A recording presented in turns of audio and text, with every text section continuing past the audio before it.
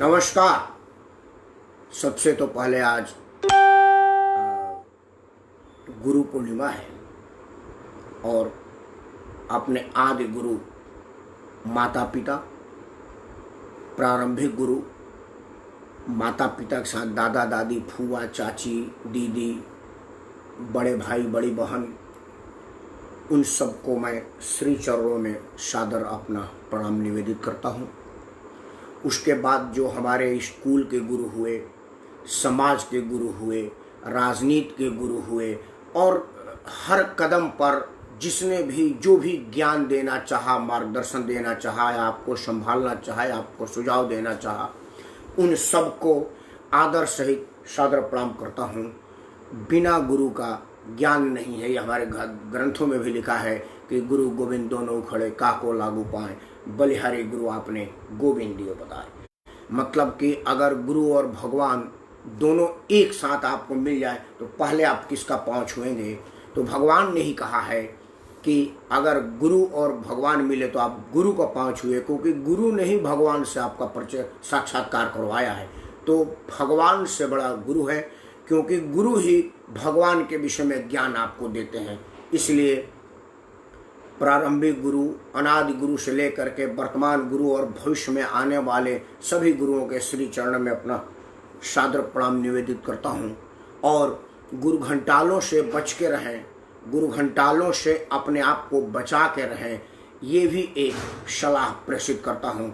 संभव हो तो स्वीकार करिएगा, क्योंकि आजकल गुरु से ज़्यादा गुरु घंटाल मिल रहे हैं। इसलिए इनसे ज़रा ध्यान रखें, बच के रहें, तभी सही मानों में गुरु का ज्ञान हो पाएगा। और आप गुरु का पहचान करें, ये भी एक बड़ा ज़रूरी है कि कौन गुरु है और कौन गुरु घंटाल है। ऐसा अब मिलेंगे, मतलब प्रारंभिक गुरु माता पिता है, आपके प्रारंभिक शिक्षा है, आपके कनफुकवा गुरु, ये सब पर संदेह की जरूरत नहीं है। मैं रोज रोज की मिलने वाली बात कर रहा हूँ। मैंने कहा ना कि हर कदम पर, हर जगह पर को गुरु मिलते हैं, मैं उनकी बात कर रहा हूँ। ऐसे गुरु घंटालों से बच कर रहिए। श्रीकांत भाई और बीपी भाई को, निर्मल भाई को मैं सादर प्रणाम करता हूँ। मित्रों, वैसे आज चर्चा तो इस बात पर होना चाहिए कि समाचार चैनलों में अब करीब करीब युद्ध डिक्लेयर कर दिया है। जितने बम समाचार चैनल पर गिर रहे हैं, मैं तो अपना टीवी बंद कर दिया कि मेरा घर अभी नया नया रेनोवेट हुआ है, कहीं एक बम यहाँ ना गिर जाए। इतनी स्थिति खराब हो गई है। समाचार जिस चैनल पर खोलो वहीं पर समाचार पर ये चल रहा है। चर्चा इसी पर करना चाहिए था कि युद्ध वाकई हो गया है या हम सिर्फ युद्ध उन्माद की बात कर रहे हैं, युद्ध उद्घोष की बात कर रहे हैं, असल में हुआ नहीं है। चर्चा इस विषय पर होना चाहिए था। चर्चा इस बात पर भी होना चाहिए था कि कुछ कम अकल लोग जिनके पास बुद्धि नहीं है और हर बात में जातीय एंगल ढूंढ लेते हैं, उन लोगों ने वो एक कानपुर के बदमाश जो कि इतनी बड़ी जघन्य हत्या किया, उसमें भी जात ढूंढ लिए। चर्चा इस विषय पर भी चाहिए थी होना, क्योंकि ये भी एक महत्वपूर्ण विषय था जिस पर चर्चा किया जा सकता था। क्योंकि अब कुछ लोग कह रहे थे कि वो फलाना का तो घर गिरा दिया और फलाने का नहीं गिराया। ऐसे लोगों से भी बच कर रहना चाहिए था। इस विषय पर भी चर्चा होना चाहिए, क्योंकि ये बहुत ज़्यादा समाज में विष फैलाने वाले लोग हैं, जो इसमें भी देख लेते हैं कि योगी जी राजपूत है और ये पंडित है। और ऐसे बेभरमी कुछ पंडित बिरादरी के लोगों के तरफ से मैंने फेसबुक पढ़ा, मन बड़ा खट्टा हुआ। लेकिन मैंने कहा कि हमारे गांव में बताते थे प्रारंभिक गुरु माता पिता ये कहते थे कि अगर टट्टी पर पत्थर मारोगे तो छींटा तुम्हारे कपड़े पर ही आएगा, गंदा तुम ही होगे, टट्टी का कुछ नहीं होने वाला, क्योंकि उसका स्वभाव है बदबू देना। तो अगर वो स्वभाव है बदबू फैलाना है तो उसे दूर रहो। तो मैं आज गुरु पूर्णिमा पर, गुरु दिवस पर अपने प्रारंभिक गुरु की बात मान करके ऐसे बदबूदार लोगों से अपने आप को बचाता हूं। और अमित सिंह तुमको भी कहता हूं कि ऐसे बदबूदारों से दूरी रहो, अच्छा रहेगा। ईश्वर तुम्हारा कल्याण करे। इसलिए मैं इस विषय पर बात नहीं करूंगा, क्योंकि ये टट्टी पर पत्थर फेंकने जैसा होगा। मित्रों, आज बड़ा ही महत्वपूर्ण समाचार, बहुत महत्वपूर्ण विषय है जिस पर चर्चा किया जा सकता है और जरूरी भी है। मित्रों, आप पहले चाइना उन्माद से पहले सभी समाचार चैनलों पर कोरोना कोरोना कोरोना कोरोना का रोना ही था। इतने आदमी आ गए, ये आ गया, इस अस्पताल में ये दुर्व्यवस्था, इस वो आ रहा है, नीचे पट्टी में लिखा हुआ हर समाचार चैनल पर आ रहा है कि मुंबई में बरसात हो गया, चाइना पर बम का बरसात होने वाला है। उसको नीचे लिखा गया कि आज 5,000 आदमी कोरोना इन्फेक्टेड हुए, आज इतना आदमी जिए, आज इतना आदमी मरे, आज इतना आदमी बचे, आज इतना। मतलब कोरोना जो जिस दौरान कोरोना लॉकडाउन हमने किया था कोरोना की वजह से, वो अपने यहाँ 1-2% था, आज कई परसेंट हो गया है। लेकिन फिर भी हम लॉकडाउन को अनलॉकडाउन कर दिए हैं, ये सब चीज चल रहा है। इसी बात पर चर्चा है कि क्या कोरोना अगर घातक बीमारी है, अगर कोरोना घातक है तो उसका बचने का उपाय माननीय प्रधानमंत्री जी के शब्दों में अगर माना जाए तो उन्होंने कहा है कि 2 गज की दूरी रखना है मजबूरी। मतलब आपको 2 गज की दूरी रखना पड़ेगा। अभी एकमात्र उपाय, एकमात्र टीका, एकमात्र उपचार यही बना है माननीय प्रधानमंत्री के शब्दों में। और मैं माननीय प्रधानमंत्री के किसी शब्द पर भरोसा ना करूं, ऐसा मेरा कोई कारण दिखता नहीं है कि मैं प्रधानमंत्री की बात को कहूं कि नहीं जी बेमतलब और बिना उसके कह रहे हैं। माननीय प्रधानमंत्री कह रहे हैं तो वो ठीक ही कह रहे हैं और उनके बात को ध्यान देने की आवश्यकता है। उन्होंने कहा है कि 2 गज की दूरी बहुत है जरूरी, बहुत है जरूरी, बहुत है जरूरी। अब आ जाते हैं माननीय प्रधानमंत्री जी के पार्टी से शुरुआत करते हैं, क्योंकि अभी तो देश में सर्वाधिक कार्यकर्ता वाली पार्टी है, देश में हुकूमत है, उसका सरकार है। देश विदेश में हमारे माननीय प्रधानमंत्री और उनके पार्टी का नाम है। पाकिस्तान तो अब आरएसएस और भाजपा के नाम से अपने चैनल की शुरुआत करती है, तो चर्चा भाजपा पर ही हो। मित्रों, जो कोरोना में लॉकडाउन था, लोगों को घरों में रहने के लिए कानूनन मतलब बाई कुक कहा गया था कि आपको बाहर नहीं निकलना है। मध्य प्रदेश में शिवराज सिंह चौहान वहाँ के विधायकों को खरीदने के लिए, विधायकों को पटाने के लिए, विधायकों को बचाने के लिए या विधायक के सामने अपनी बात रखने के लिए मीटिंगें करते थे। ये 3-4 शब्द इसलिए कहा कि उसमें अलग अलग लोग हैं। हमारे यहाँ तो मैं तो हर लोगों के सामने अपनी बात रखता हूँ। कुछ लोग कह रहे थे कि विधायक खरीद रहे थे, कुछ लोग कह रहे थे विधायक पटा रहे थे, कुछ लोग कह रहे थे कि विधायकों को जमा रहे थे।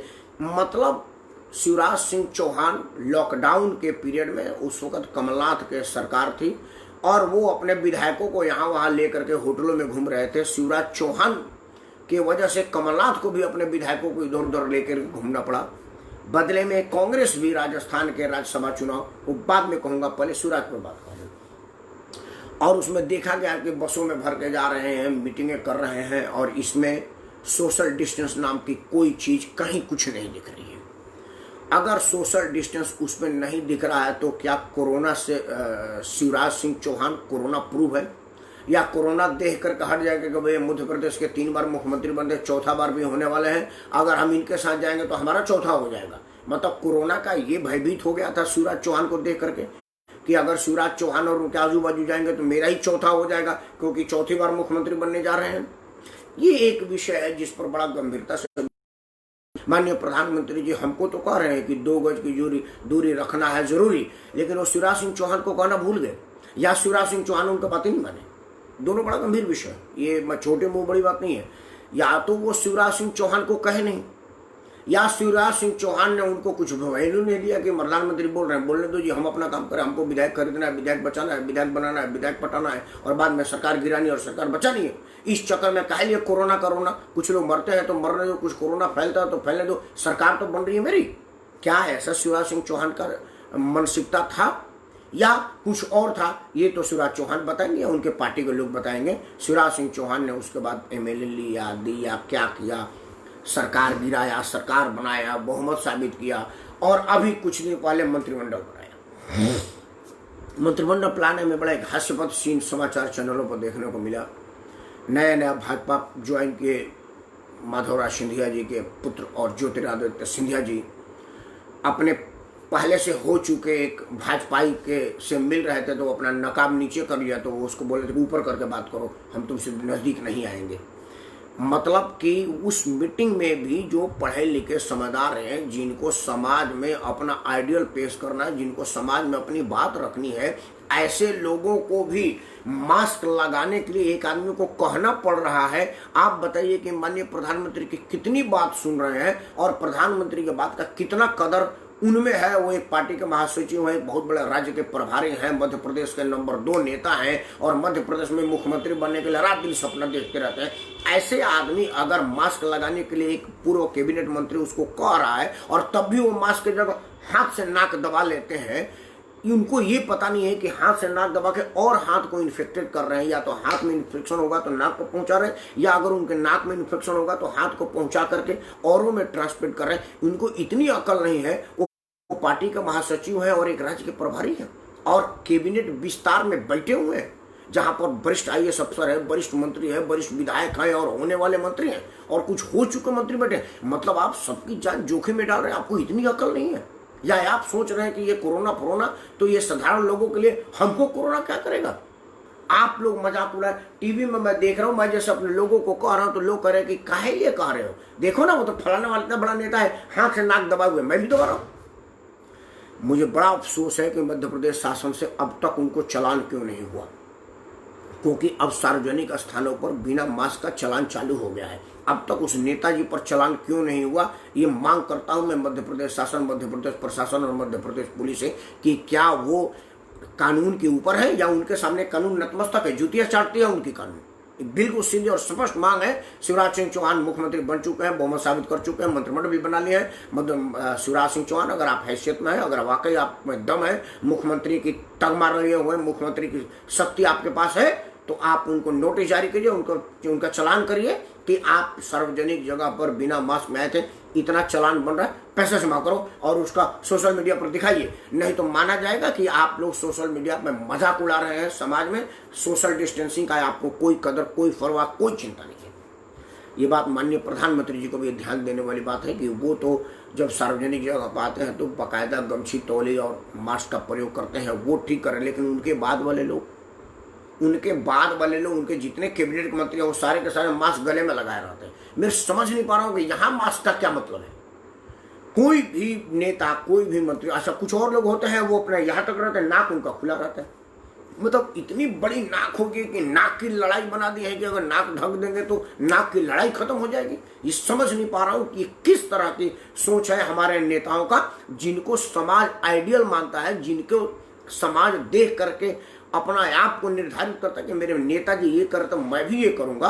वो लोग सार्वजनिक दूरी, सोशल डिस्टेंस और मास्क का इतनी ज्यादा मजाक बना दिए हैं कि आम अनपढ़ आदमी क्या कहेगा, क्या मानेगा। वो रोज टीवी देखता है, क्योंकि टीवी वाले नेताओं को दिन भर दिखाते रहते हैं, तो कहेगा कि फलाने वाले नेताजी तो चेहरे पर मास्क नहीं लगा हुए, हमको क्या मतलब है। उन्होंने ना तो हाथ में ग्लव्स लगाए हैं, ना ही सैनिटाइजर का इस्तेमाल कर रहे हैं, धड़ाधड़ हाथे मिलाते जा रहे। ये एक बहुत चिंता का विषय है।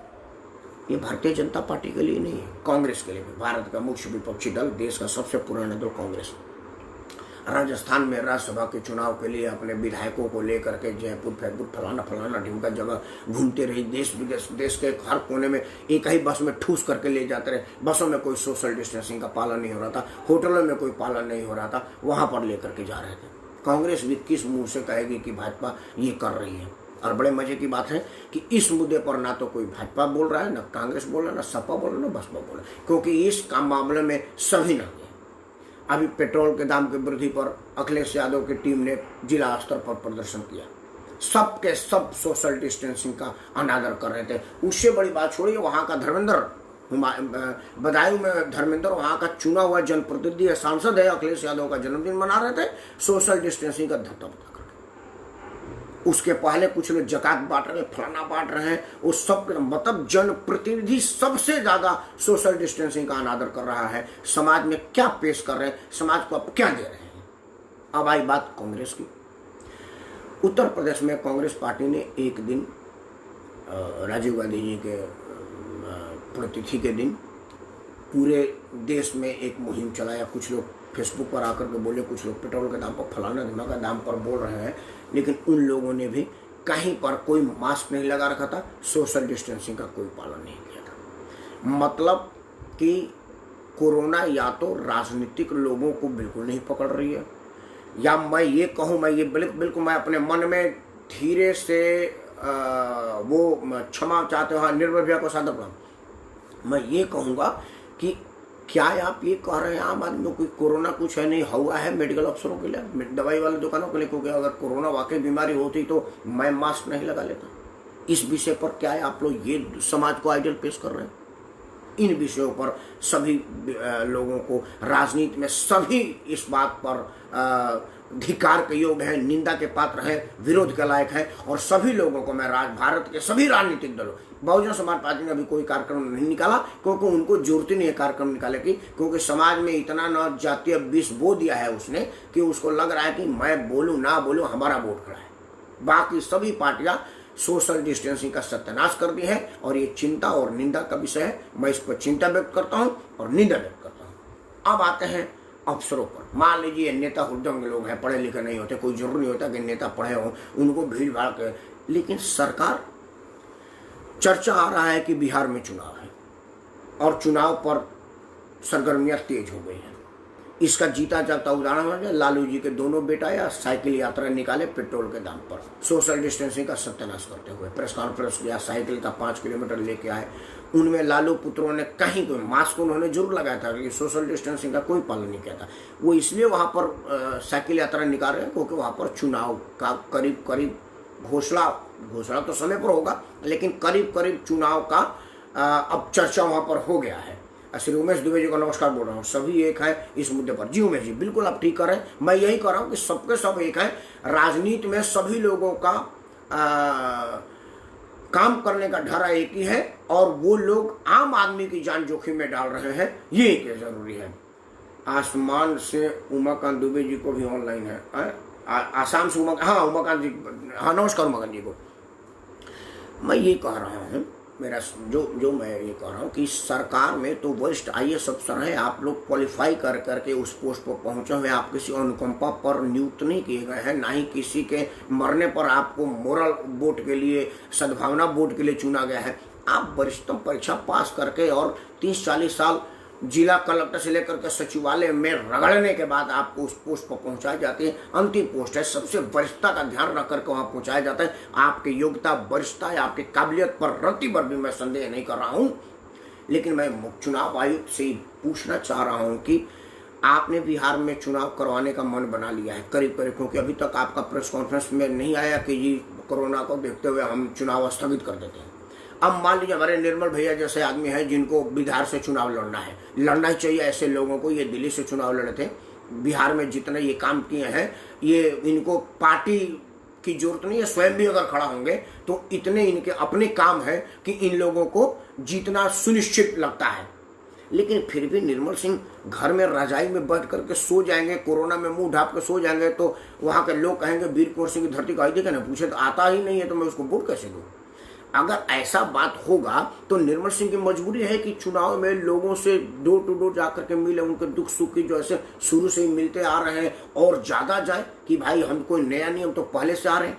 तो अब उसमें निर्मल सिंह या तो कोरोना से इन्फेक्शन लेके आएंगे या इन्फेक्शन दूसरे को देंगे। निर्मल सिंह अगर किसी को मिलने जा रहे हैं, मैं ये बात निर्मल सिंह के नाम से इसलिए कह रहा हूँ कि एक एग्जाम्पल दे रहा हूँ, निर्मल सिंह नहीं है। बिहार में तो कई 100 विधायक के चुनाव में कई हजार लोग ना अपने और कई लाख लोग ना विधायक बनने की मनसा पाले होंगे।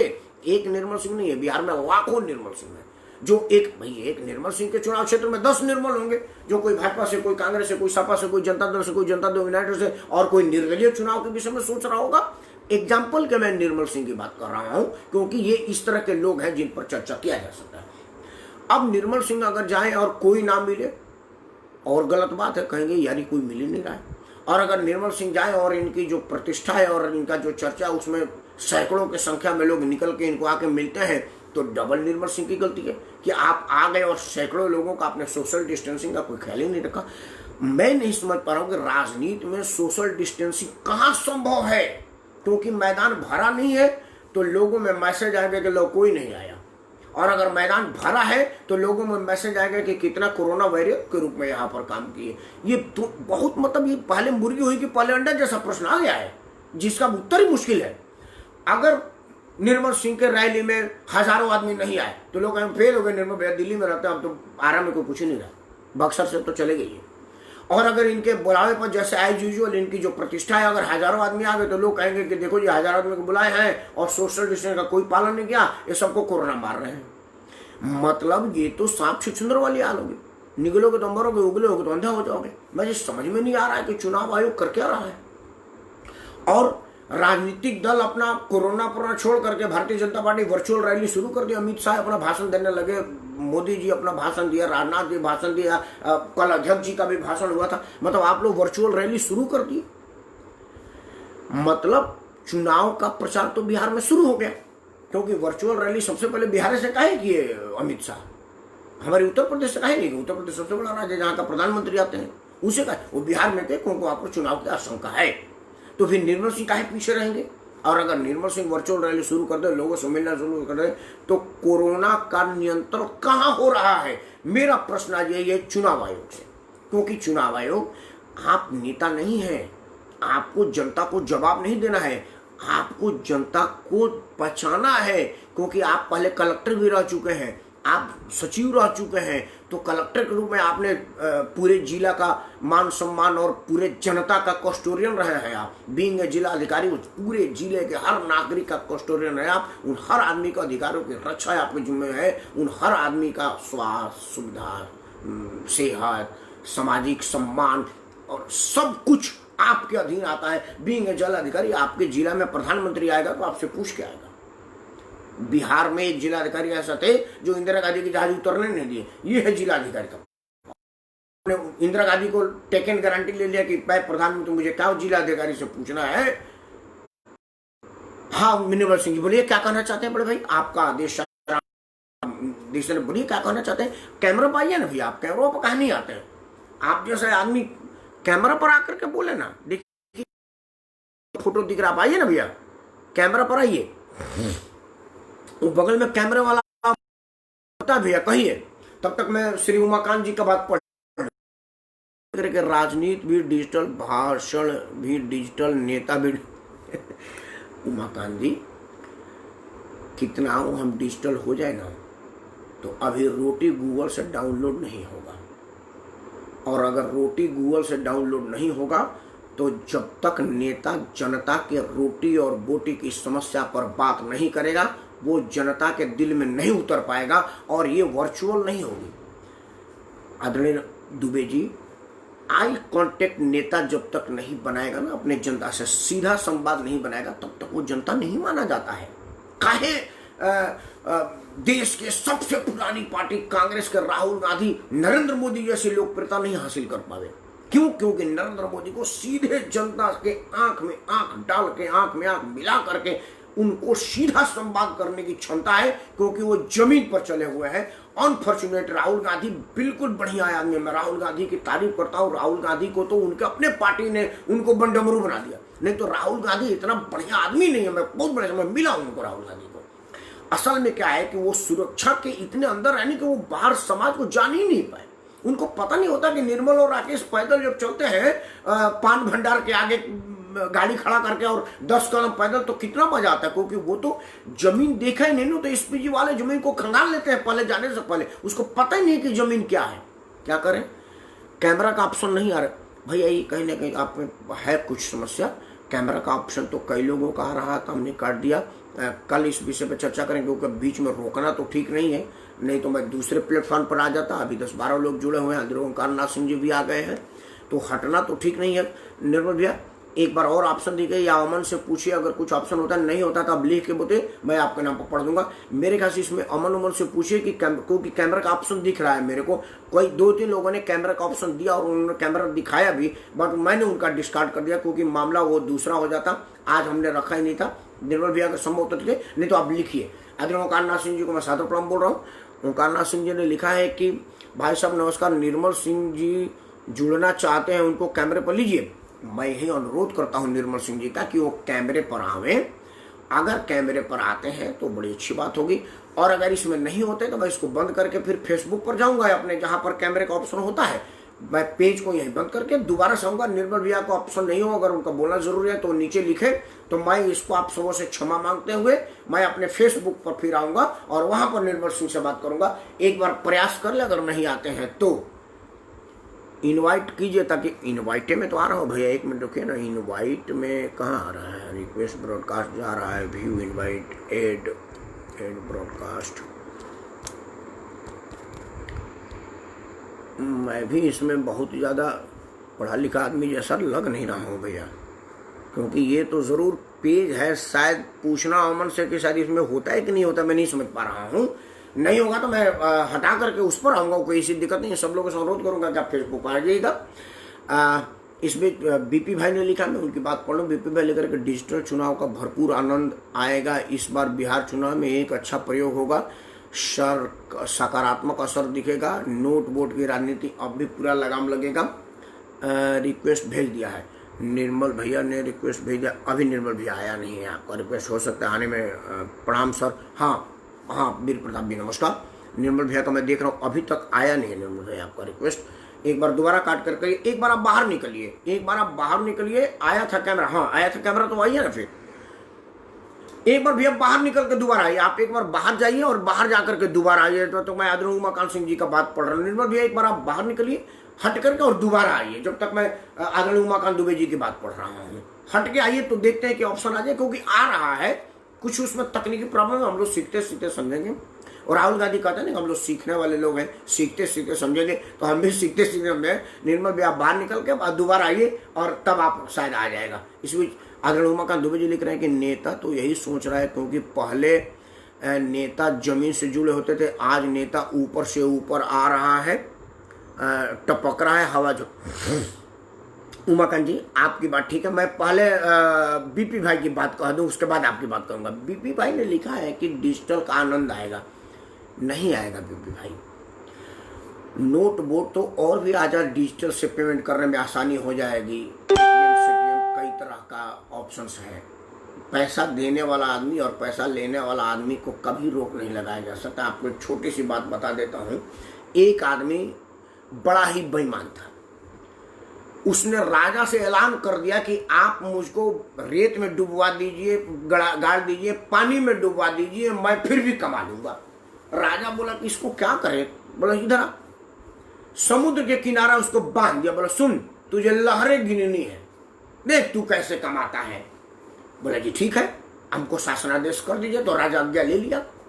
अब वो समुद्र से राजा का नाई पार कर रहा था। रुका, रुक रुक रुक रुक। वो आया, भाई काहे रुक, लहर खराब हो जाएगी मेरे। ये देख मेरे पास राज आज्ञा है, अगर यहाँ से जाना है तो मेरी बात मानो, नहीं तो रुक जा, नहीं तो मेरी लहर खराब हो जाएगा। राजा ने हमको नदी का लहर गिनने की नौकरी दी है। वो बोला यार ये तो बड़ा नुकसान होगा, मेरा बड़ा जाना जरूरी। बोला वो तेरा जाना जरूरी है, छोड़, मेरा तो राज आज्ञा ना भाई, मैं अपना देखूँ तेरा देखूँ। तो बोला जी क्या करेंगे, ऑप्शन बताए। बोला ऑप्शन है भाई, कुछ ले दे करके ठीक करो। तो सब लोगों को पता ही है। अब वो अपना ले दे करके नाव पार कर दिया। अब वो 10-20 नाव आए गए और वो ले दे करके पार करता रहा। जब शाम को आया तो सारा पैसा उनको दे दिया। देखो जी। बोला कैसे किया? बोला लहर गिनने में मैंने नाव वालों को बोला कि नाव तेरा की वजह से मेरी लहर खराब हो गई, तो अपनी नाव रोक दे। राजा बोले कि हे भैया तू महाअति है, तेरे बस की बात है ये करना। तो बिहार में तो विद्वता का खान है, लेने और देने वाले दोनों को समझ में आ जाएगा कि कैसे करना है। वीर भाई आप ही मना करें। अब आते हैं आदरणीय दुबे जी की बात में। दुबे जी आपका ये बिल्कुल ठीक है कि नेता हवा हवाई हो रहा है। पहले नेता अपने नेता से कहता था, अपने अध्यक्ष से जो टिकट देने वाला होता था, कि हे भगवान मुझे बलिया से टिकट दीजिए, क्योंकि बलिया में सभी मेरे को जानते हैं। मैं तो बाई जन्म से ही बलिया का हूँ और बलिया में रहता हूँ। हर बलियावासी मुझे जानता है, मुझे बलिया से टिकट दीजिए। अब वो बदल गया। लोग कहते हैं हे प्रभु मुझे बलिया से टिकट मत दीजिए, क्योंकि सभी बलिया वाले मुझको जानते हैं, क्योंकि मैं वहीं जन्मा हूँ, वहीं रहा हूँ, तो सब बलिया वाले मुझे जानते हैं। कृपया मुझे बलिया से टिकट मत दीजिए। इतनी अंतर आया हुआ है। लेकिन फिर भी वर्चुअल रैली और वर्चुअल चुनाव में आज कांटेक्ट नहीं बन पाएगा, क्योंकि हमने अपने लोगों को उतना पढ़ाया नहीं, हमने अपने लोगों को इतने शिक्षित नहीं किया जो ये समझ सकें। यहाँ तो हाथ में एक आदमी से नोट लेते हैं, दूसरा आदमी को वोट देते हैं। जनता इतनी समझदार है, फिर आप वर्चुअल कैसे कर पाएंगे? आखिर अगर निर्मल भैया ने कुछ लिखा, मैं बात पढ़ रहा हूँ, इस बीच आपको कह रहा हूँ, आखिर ये बात कैसे संभव है कि एक आदमी जातीय आधार पर मायावती को वोट दे? 25 गज के कमरे में रहने वाले मायावती आज 2500 फार्म हाउस और कोठरियों की मालकिन है, फिर भी उसके जाति के लोग कहते हैं कि मैं मायावती को वोट दूंगा। आखिर ये संभव कैसे है कि अखिलेश यादव को घर छोड़ने से पहले टूटी उखाड़ना पड़ा, टाइल उखाड़ना पड़ा? असल में टाइल नहीं उखाड़े थे, टाइल के नीचे की माल उखाड़े थे, लेकिन फिर भी उनका वोटर कह रहा है कि नहीं हम तो वोट अखिलेश को देंगे। क्योंकि हमने इतना न ज्यादा उनको अफीम पिला दिया है, वो इतने नशे में ग्रस्त है को कुछ सोच ही नहीं सकते हैं। इसलिए इतना हम समझदार नहीं, इसलिए वर्चुअल से नहीं होगा। बड़े भाई निर्मल सिंह ने लिखा कि कोरोना के समय में चुनाव की तैयारी क्या जायज? बिल्कुल बड़े भाई, बिल्कुल जायज नहीं है। मैं यही चर्चा कर रहा हूं। आपकी अगली बात पढ़ो। कौन सी वैज्ञानिक संस्था इस बात की जिम्मेदारी ले रही है कि इस वर्ष के अंत तक चुनाव कराने पर कोरोना संक्रमण का खतरा नहीं होगा? क्या चुनाव आयोग क्या चुनाव आयोग सक्षम है कोरोना को भांपने का? चुनाव का कोई भी इस तरह से कार्य टालने में दिक्कत क्या है? बड़े भैया, मैं आपकी मंशा को पहले रखा। मैं यही कह रहा हूं कि चुनाव आयोग सरकार के दबाव में है। निष्पक्ष अधिकारी अब रहे नहीं, बनना ही बंद हो गए हैं। ये बात सीधा सीधा मैं इल्जाम लगा रहा हूं। अगर चुनाव आयोग तटस्थ और ईमानदारी से अपना कार्य निर्वहन करती तो वो सरकार से कहती कि भैया इससे साल के अंत तक कोरोना का कोई इलाज, टीका नहीं आ रहा है और कोरोना वायरस के ख़त्म होने के कोई दूर दूर तक चांसेज जब दिख नहीं रहे हैं, ऐसी स्थिति में चुनाव कराना मेरे लिए संभव नहीं है। जम्मू कश्मीर के विषम परिस्थितियों के लिए चुनाव टलता रहा है। ऐसी कहीं कोई आपदा आ जाते चुनाव टलता रहा है। आम चुनाव हो रहा है, पता चला कहीं प्लेग निकल गया, वहाँ के चुनाव रोकी गई है। आम चुनाव के बाद भी कहीं कुछ ऐसी बात आ गई। कई ऐसे उदाहरण मैं आपको उदाहरण दूंगा तो ये वीडियो लंबी हो जाएगी। लेकिन फिर भी बिहार जैसे बड़े राज्य में इस तरह की व्यवस्था क्यों नहीं की जा रही, मैं नहीं समझ पा रहा हूँ। अब उसको मैं थोड़ी बहुत संविधान के दायरे में आपको बता दूं, थोड़ा बहुत कानून का ज्ञान है। असल में क्या है कि राज्य सरकारों की अवधि होती है, अवधि से आगे संविधान संशोधन करना पड़ेगा जो पार्लियामेंट करेगा। उमाकांत जी, बिल्कुल आपने जो कहा है वो बिल्कुल ठीक है, लेकिन इसका जिम्मेवार भी हम ही हैं। नेता को मैं तो जिम्मेवारी ठहराता नहीं, क्योंकि हम ही और आप में से तो लोग नेता बनते हैं और हम ही और आप में से नेता बनाते हैं। तो प्रजातंत्र मूर्खों का शासन नहीं है, मूर्खों द्वारा शासन है और मूर्खों द्वारा चुने गए, क्योंकि मूर्ख हम हैं कि हम ऐसे लोगों को चुनते हैं जो हमारी नहीं सुनते हैं। ये हम है तो मूर्ख वो नहीं है, वो तो बड़े चालाक है, बड़े शातिर है, बड़े समझदार है। जो शासन और सत्ता में बैठा हुआ है वो बहुत समझदार है, बड़ी शातिर है, बड़ी तेज है। मूर्ख हम हैं। थोड़ी सी मैं आपको डिफरेंट कर रहा हूँ। मेरा मन है, देखिए मैं आपके बात को काट नहीं रहा हूँ, आपके अपने हिसाब से बिल्कुल ठीक है, लेकिन देखिए मेरे आपके इतना मेरी समझ नहीं, मेरी छोटी समझ है, उसमें मैं ये कह रहा हूँ कि मैं मूर्ख हूँ क्योंकि मैं ऐसे लोगों को शासन में भेज रहा हूँ जो नकारे हैं, कोई काम नहीं करते, तीसरे में 3 बार फेल हुए हैं, लेकिन फिर भी हम उनको मुख्यमंत्री की दावेदारी मान रहे हैं। ये बात एक बार पहले बार में पता नहीं चल रहा था कि यार ये वही मायावती है जो 25 के कमरे में 25 लोगों के बीच रहती थी। अब इसके बाद 2500 फार्म हाउस है और अपने चपरासी भाई को 600 करोड़ रुपया दे दी। एक नंबर में बोल करके कि कुछ रेज की पड़ा हुआ था, हमने अपने भाई को दे दिया। जो उसके एक अथॉरिटी का चपरासी है, उसके बाद हजारों करोड़ आया है, फिर भी मैं कहता हूँ कि वोट मैं मायावती को दूंगा। तो मूर्ख मैं हूँ कि मायावती है? बड़ा सीधी बात है। मूर्ख मैं हूँ, मायावती नहीं है। मायावती तो चालाक है, समझदार है, शातिर है। जो मुझ जैसे आदमी को मूर्ख बना रही है तो वो मूर्ख है कि मैं मूर्ख हूँ? सीधी सीधी बात है। हम तो दुबे जी, मेरा यही कहना था कि हम ही मूर्ख बन रहे हैं, वो तो बिल्कुल शातिर और तेज है। अब बात बड़े भाई निर्मल सिंह की। तो बड़े भाई निर्मल सिंह, जो संविधान में विधानसभा की कार्य अवधि होती है, कार्य अवधि से एक दिन भी आगे विधानसभा जा नहीं सकती। अगर उसके बाद क्या होगा कि राज्यपाल, राष्ट्रपति का शासन होगा या राज्यपाल का होगा। बिहार चूंकि पूर्ण राज्य है इसलिए वहां पर राष्ट्रपति का सीधा शासन होगा। नीतीश कुमार ये नहीं चाहते होंगे कि जो शासन मेरे द्वारा भाजपा करवाती है वो सीधे भाजपा के हाथ में चली जाए। ये नीतीश कुमार समझौते के तहत ये अंदर खाने की बात हो रही होगी। जरूर नीतीश और मोदी जी की चर्चा हुआ होगा, अमित शाह और नीतीश कुमार की बात हुई होगी, या जो लोग बिहार को डील करते होंगे उन लोगों से ये बात जरूर हुआ होगा कि कोरोना का महामारी में क्या करें। विधानसभा की अवधि पूरा होने के बाद राष्ट्रपति स्वतः राष्ट्रपति शासन हो जाएगा, उसमें गवर्नर को लिखने की भी जरूरत नहीं होती है। उसके पहले तक चुनाव आयोग की संवैधानिक मजबूरी है कि वहां पर चुनाव करा करके दे दे। लेकिन ये विषम परिस्थितियों में चुनाव कराना अगर सक्षम नहीं है तो फिर संविधान में एक ही ऑप्शन रह जाता है, राष्ट्रपति शासन। राज्यपाल को विधानसभा की अवधि पूरा होने के बाद लिखने की भी जरूरत नहीं होती। लिखने और अनुशंसा करने की जरूरत होती है विद इन ए पीरियड। जब उसका 5 साल का कार्यकाल है और 1 साल में लग रहा है कि कानून व्यवस्था चरमरा गई है, मुख्यमंत्री अक्षम हो गया है, संभाल नहीं पा रहा है, तो वो केंद्र सरकार में राष्ट्रपति शासन का अनुशंसा करता है। लेकिन अगर कार्यकाल ही विधानसभा का समाप्त हो गया तो स्वतः वो विधायक न्यूट्रल हो जाएंगे, वो खत्म हो जाएंगे, उनकी विधायकी पावर ही खत्म हो जाएगी। तो जब विधायक ही नहीं रहेगा तो सरकार कहाँ से रहेगा? नीतीश कुमार तो मुख्यमंत्री तभी न रहेंगे जब वो विधायक रहेंगे। तो विधायक ही नहीं रहेगा तो विधानसभा का कार्यावधि खत्म हो जाती है। तो नीतीश कुमार को लगा होगा कि भाई सीधा सीधा, क्योंकि देखिए उसमें सबसे बड़ा दिक्कत बड़े भाई क्या होता है कि सरकार में अपरिपक्व प्रजातंत्र। हाँ उमाकांत जी, अपरिपक्व प्रजातंत्र। मैं पहले भी अपने एक वीडियो में कहा था कि अभी हम परिपक्व नहीं हुए, शैशव अवस्था में है। और कोई भी आता है तो दूध में बच्चे को चॉकलेट टॉफी दे करके पापा कहलवा देता है, चॉकलेट टॉफी दे करके अपने बस में करवा लेता है। हमको भी अभी चॉकलेट टॉफी दे दी जाती है, बल्कि मैं उससे आगे कहता हूँ कि हमको अफीम पिलाया जाता है। अफीम मतलब वो नहीं जो अफीम आदमी लेता है, अफीम जाति का अफीम, धर्म का अफीम, क्षेत्र का अफीम, जी मुद्दे का अफीम, ये अफीम होता है। और हम उस अफीम के नशे में ग्रसित है, समझने की शक्ति नहीं रख पाते हैं कि हम करेगा। बड़े भाई निर्मल सिंह कह कि कार्य अवधि बढ़ाए जनहित में ये कार्य अवधि बढ़ाएं, जनहित में ये परिस्थिति कार्य अवधि बढ़ाई नहीं जा सकती, उसके लिए संविधान संशोधन करना पड़ेगा बड़े भैया। और संविधान संशोधन में 5 साल से ऊपर का कार्य अवधि के लिए ये संवैधानिक पीठ हो जाएगा। इसमें सुप्रीम कोर्ट अड़ंगा लगा सकता है, चुनाव आयोग अड़ंगा लगा सकता है। हमारे संविधान की पूरी परिधि बदल जाएगी कि विधानसभा का कार्यकाल अब 5 साल से ज़्यादा हो जाएगा। उसका सरल, आसान और सस्ता उपाय ये है कि कार्यकाल के बाद राष्ट्रपति शासन वहां लग जाए और जब स्थिति सामान्य हो तब वहां पर चुनाव करा ले जाए। इसमें ना तो कोई पार्लियामेंट संशोधन की जरूरत है, ना ही सुप्रीम कोर्ट कोई अड़ंगा ऑब्जेक्शन है, ना ही इस पर कोई संविधान बीच हो रहा है। तो आपका ये बात की अवधि बढ़ाया जाए, ये तो मुंह से नहीं बढ़ाया जा सकता, इसके लिए तो संविधान संशोधन होगा और पार्लियामेंट की सत्र आहूत करनी पड़ेगी। पार्लियामेंट के लोग आएंगे, बैठेंगे और एक ये चूंकि संविधान प्रश्न है, ये बहुमत से नहीं होगा, वो 1/3 से होगा, क्योंकि ये संविधान ये जीत का नहीं है, संविधान संशोधन है। और संविधान संशोधन जिस शेड्यूल में रखता है उसमें 1/3 बहुमत होना चाहिए, तब जा करके होगा। इस बीच बीपी भाई ने लिखा है कि गवर्नर की अनुशंसा पर राष्ट्रपति जी अगले 6 माह तक के लिए चुनाव को टाल सकते हैं अगर तब तक हालात काबू में नहीं आए। बिल्कुल, मैं यही अभी आपकी बात पूछी कर रहा हूँ।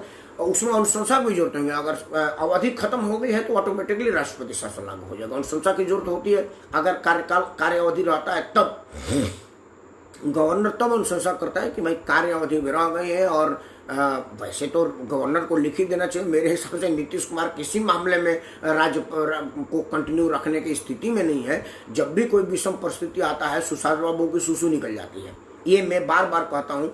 अभी कोरोना में वो एकदम सीधा डफर साबित हुए। ये मैं जरा असंसदीय शब्द है, मैं बिल्कुल क्षमा न मांगते हुए कहूँगा। उसके पहले कोसी बाढ़ में भी बिल्कुल फेलियर साबित हुए थे। जब भी कोई महामारी, उनके अपने मंत्री के घर में पानी हो गया और वो अभी शर्म से पानी नहीं हुए।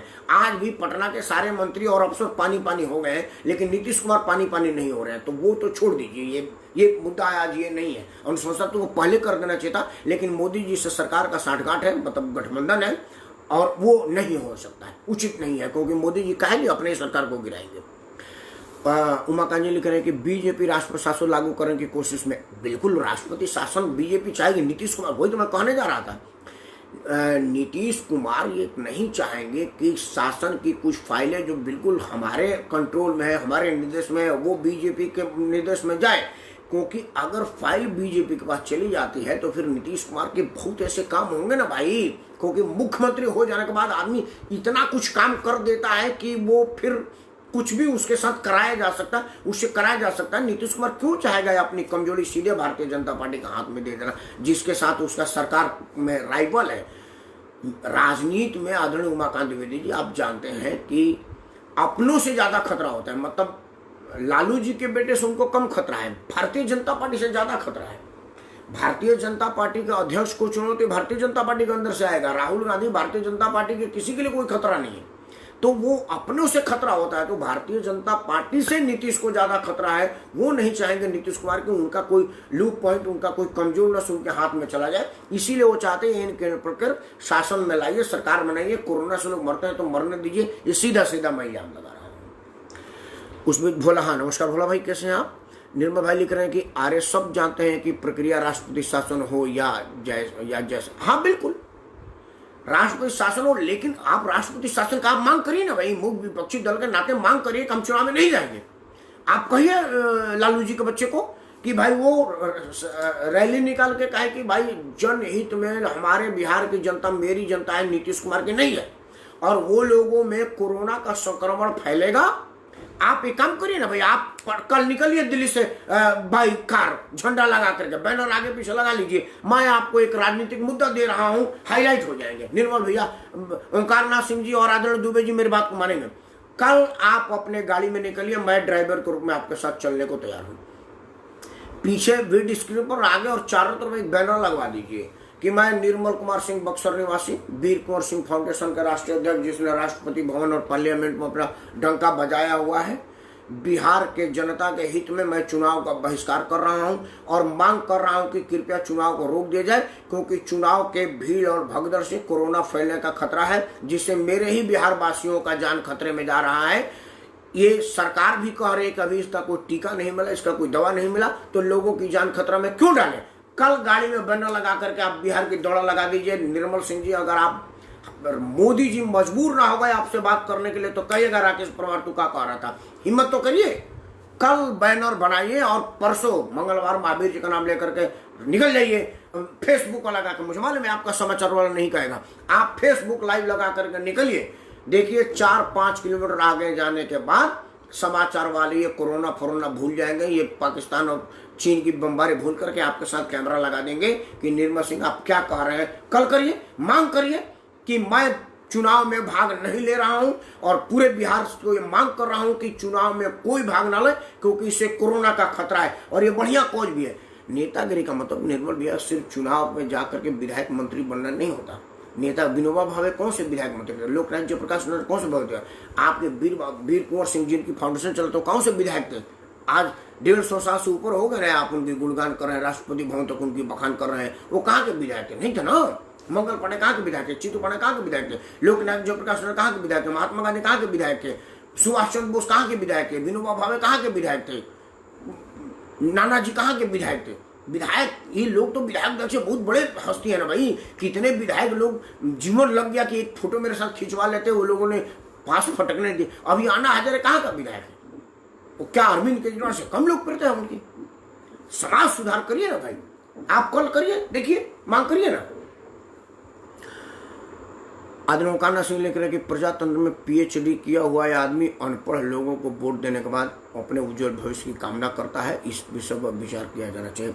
जी, इस विषय पर वीडियो लंबी हो गई है, लेकिन इस पर जरूर बोला जाएगा। अगर कल कोई बड़ा मुद्दा नहीं हुआ तो इस पर बात रखा जाएगा, आप अपना आशीर्वाद दीजिएगा, ये आपका मुद्दा है पीएचडी। हाँ, बीपी भाई लिखा कि केंद्रीय मंत्रालय में भागीदारी के लिए आज नीतीश जी 2 सीट के लिए राजी हो गए। नीतीश जी 2 सीट के लिए राजी हुए, क्या होंगे वो एक अलग इशू है। मेरा ये बीपी भाई, आप भी बिहार के हैं, आदरणीय निर्मल सिंह जी, ओंकारनाथ सिंह जी, आप तीनों बिहार के लोग हैं।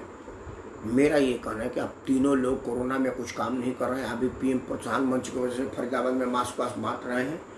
आप एक गाड़ी पर बैठिए, एक गाड़ी पर निर्मल भाई बैठे, बैनर बनवाइए और प्रचार में निकल जाइए कि कोरोना के महामारी से भारतीय जनता पार्टी, और नाम मत रखिए, और राजनीतिक पार्टियां जनता के हित नहीं देख रही, वो अपना सीट देख रही हैं। लेकिन मैं चाहता हूं कि कोरोना का जब तक टीका न निकल जाए या बीमारी का समूल नष्ट न हो जाए, तब तक भीड़ भाड़ गैदरिंग जैसा कोई काम ना हो। शादियों में 50 आदमी 60 आदमी की रेसलिंग है, कोई मर जाता है तो 20 आदमी के लिए है। कोई कथा पूजा में एक दूल्हा गिरफ्तार हो गया, बेचारा नाच रहा था, और शिवराज चौहान गिरफ्तार नहीं हुए, लालू जी का बेटा आज गिरफ्तार नहीं हुआ, नीतीश कुमार परसों निकले तो गिरफ्तार नहीं हुए। ये इस तरह की दोहरी सोच, दोहरी मानसिकता नहीं चलेगी। कोई आदमी तो निकलो मेरे भाई, निकलो तो सही घर से। गांधी जी बनने के लिए महंगी कोट फेंक करके लकड़ी लेनी पड़ती है, आप समझिए। लोकनाथ जयप्रकाश बनने के पहले टॉप एडवाइजर, जिसको इंदिरा गांधी 5 छू के चाचा जी कहती थी, उनको जमीन पर उतर करके उसका विरोध करना पड़ता है, तब आदमी लोकनाथ जयप्रकाश बनता है। सुभाष चंद्र बनने के लिए आईसीएस की डिग्री की तिलांजलि देनी पड़ती है और जमीन पर उतरना पड़ता है, तब आदमी सुभाष चंद्र बनता है। वरिष्ठतम वकील का बेटा और आईएसएस में पला हुआ पंडित जवाहरलाल नेहरू को जेल जाना पड़ता है, तब वो पंडित जवाहरलाल नेहरू बनता है। ये इतिहास गवाह है। घर में सोए रजाई में बैठे मेरे जैसे फेसबुक पर 10 बजे आप लोगों के सामने बकवास करने से कोई महान नहीं बनता। महान जमीन पर बना जाता है, फेसबुक पर नहीं बना जाता। बड़े भाई निर्मल सिंह से कहता हूँ, आप में क्षमता है, काबिलियत है, आपका जान पहचान है, आपका लोगों में अपील है, कल गाड़ी में बैनर लगा कर निकाले, और आपके पास गाड़ी भी है। सबसे बड़ी बात है कि आपके पास गाड़ी भी है, ये नहीं कि आपको किसी से भाड़ा लेना है, ड्राइवर ये है फ्री में, बिना, मैं इतने सार्वजनिक मंच पर कह रहा हूं, कोई पैसा नहीं, कोई भाड़ा नहीं, कुछ नहीं। भोजन तो करना पड़ेगा ना, वो तो मैं अपने घर से कितना दिन का भोजन लेके आऊंगा। दोनों भाई कहे लिट्टी बना करके खा लेंगे। दिल्ली में तो वो आदरणीय भाभी जी सतुआ का देते हैं, बड़ा बढ़िया रहता है, लेकिन वो बिहार में कितना दिन तक चलेगा, उसका कहीं ना कहीं जुगाड़ कर लेंगे। हम तो सारा शहर का ना हो तो भैया सतुआ 2 बाल्टी रख लिया जाएगा, 2 बड़ा घोर घोर के पी करके काम कर लेंगे। महाराणा प्रताप घोड़े का मुंह पी करके लड़ाई लड़े थे, तो हम लोग साला सतुआ पी कर नहीं लगे, नींबू और सतुआ गाड़ी में रखा जाए और घोर घोर के पी करके अलग जगाया जाए, देखिए क्या होता है। कुछ तो करिए मेरे भाई। अदर से लिख रहे हैं कि जननायक और राजनेता में बहुत बड़ा, बिल्कुल, मैं तो निर्मल भैया को जननायक बनाना चाहता हूं, राजनेता तो अपने आप बन जाएंगे। जननायक बनिए ना, कि नेता है आपके भाई निर्मल भाई, नमस्कार, जननायक बनिए। बीपी भाई, yes I am ready to oppose election, बिल्कुल, आज हैशटैग लगाइए बीपी भाई। आप एक काम करें बीपी भाई, ये जब मैं वीडियो बंद कर रहा हूं या अभी बात करते करते हैशटैग बाईकाट बिहार इलेक्शन करके आप लगा दीजिए, इस वीडियो को शेयर करिए। आज इसी वीडियो से कर रहा हूं, मैं देखूंगा नोटिफिकेशन आ जाने से मेरे पास। आप अपने बिहार के 50 ग्रुप में, व्हाट्सएप पे, सोशल मीडिया पर, फेसबुक पर hashtag boycott Bihar election due to corona लिख करके शेयर करिए और टैग करिए नीतीश कुमार को, टैग करिए इलेक्शन कमिश्नर को, टैग करिए नरेंद्र मोदी को। देखिए असर पड़ता है कि नहीं पड़ता है, और नहीं होगा तो चर्चा होगा ना कि भाई बीपी भाई ने एक बार बिहार के जनहित की बात की थी, ये तो रिकॉर्ड में आपका नाम आ ही जाएगा। उमाकांत दुबे जी लिख रहे हैं कि जननायक जनता के लिए जीत है, जबकि राजनेता, बिल्कुल बिल्कुल बिल्कुल बिल्कुल, जननायक जनता के लिए जीत है और राजनेता अपने लिए जीत है। निर्मल भाई को मैं कहता हूँ वो जनता के लिए जीत करे, जनता के लिए करे। वीडियो लंबी हो रही है, अंत में आप सबसे हाथ जोड़ कर प्रार्थना यही है कि वाकई अगर आप लोग जनहित चाहते हैं तो बिहार क्या समस्त भारतवर्ष में इस टाइम शादी ब्याह में प्रतिबंध है, मरने पर गिनती है कि इतने आदमी लाश लेकर के जाएंगे और चुनाव में अनगिनत भीड़ जुटाएंगे। ये कैसी दोहरी मानसिकता है, इस बात का विरोध करें, तभी जाकर के आप जननायक हो जाएंगे। निर्मल सिंह में ऐसी प्रतिभा मुझे देखने को मिलती है, वो चाहे तो कर सकते हैं, लेकिन ये भी राजनेता के चक्कर में जननायक बनने से अपने आप को हटा लें तो मैं क्या करूं। मुझे तो इनको जननायक ही बनाना है, क्योंकि ये ऐसी 30-35 साल से वीर कुंवर सिंह की प्रतिष्ठा का गुणगान कर रहे हैं, उसमें कहाँ इनकी मानसिकता कोई MP MLA बनने के थे। राष्ट्रपति भवन में आदमी MP MLA बन के जाता है, लेकिन ये पहले जा चुके। पार्लियामेंट में आदमी चुन के जाता है, लेकिन ये बिन चुने वहां पर जा चुके, तो उन्होंने वो पहल तो किया हुआ है। एक बार दोबारा उस विषय पर सीरियस होकर के बात करना है। मैं चाहूंगा कि बड़े भाई निर्मल सिंह जी कोरोना के वजह से बिहार में चुनाव की मनाही की चर्चा करें, तब जाकर के कोरोना से हम लड़ाई लड़ पाएंगे और कोरोना को हरा पाएंगे। और इस मामलों में सरकारें, नेता और जनप्रतिनिधि मखौल उड़ा रहे हैं। इन्हीं दुख के साथ, इन्हीं अफसोस के साथ मैं एक बार पुनः, हारेगा कोरोना, जीतेगा हिंदुस्तान, मेरा भारत महान, और आप सबको शायद अपना जय श्री राम।